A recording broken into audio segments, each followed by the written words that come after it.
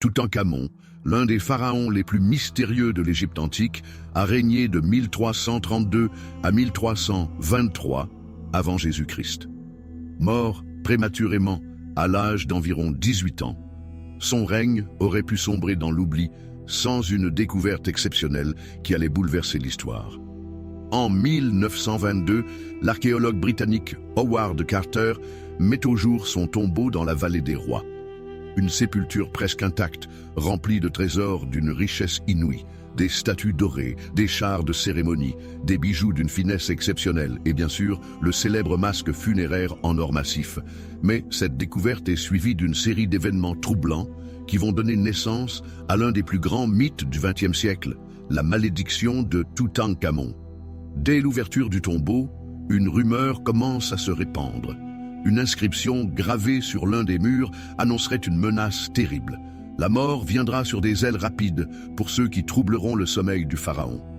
Véritable avertissement ou simple invention de la presse? Peu importe, car très vite, les premières victimes tombent.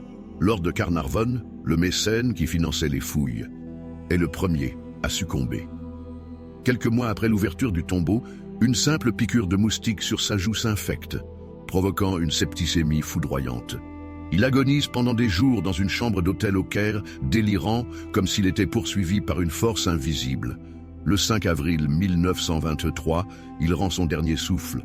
Mais un détail rend sa mort encore plus troublante. À l'instant précis où il meurt, une panne de courant plonge la ville entière dans l'obscurité. En Angleterre, à des milliers de kilomètres de là, son fidèle chien se met à hurler sans raison avant de s'effondrer, mort sur le coup. Les morts mystérieuses s'enchaînent. Archibald Douglas Reed, un radiologiste ayant examiné la momie du pharaon, décède subitement d'une fièvre inconnue. Hugh Evelyn White, un égyptologue impliqué dans les fouilles, est retrouvé pendu dans sa chambre, laissant derrière lui une note évoquant une force maléfique qui le tourmentait.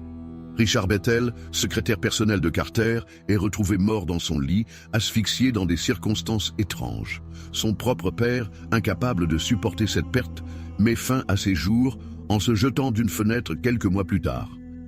Ces disparitions s'accompagnent d'autres événements troublants. Howard Carter, bien que sceptique face aux rumeurs de malédiction, assiste lui-même à un présage sinistre.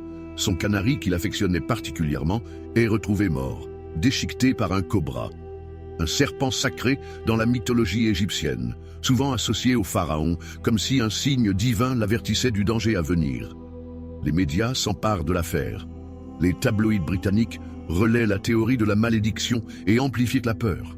Un à un, ceux qui ont approché la tombe de Toutankhamon semblent frappés par des maladies soudaines, des accidents improbables ou des suicides inexpliqués. Un simple hasard? Ou l'œuvre d'une vengeance venue d'au-delà de la mort? Les scientifiques tentent d'expliquer ce phénomène. Certains avancent que les tombes antiques, restées hermétiquement closes pendant des millénaires, pourraient contenir des spores de champignons ou des bactéries mortelles, capables d'infecter ceux qui les inhalent.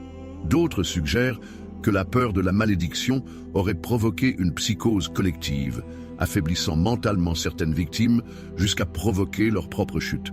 Mais comment expliquer toutes ces coïncidences troublantes? Pourquoi tant de morts inexpliquées, si rapprochées? L'histoire de la malédiction de Toutankhamon continue d'alimenter les théories les plus sombres. Certains croient qu'il existe encore des forces inconnues protégeant le repos des pharaons. D'autres pensent que Toutankhamon, jeune roi oublié de son vivant, s'est vengé après sa mort de ceux qui ont profané sa sépulture. Quoi qu'il en soit, une chose est sûre, l'héritage de Toutankhamon ne se limite pas aux trésors retrouvés dans son tombeau. Son histoire continue de hanter l'imaginaire collectif, rappelant que certains secrets de l'histoire ne devraient peut-être jamais être révélés.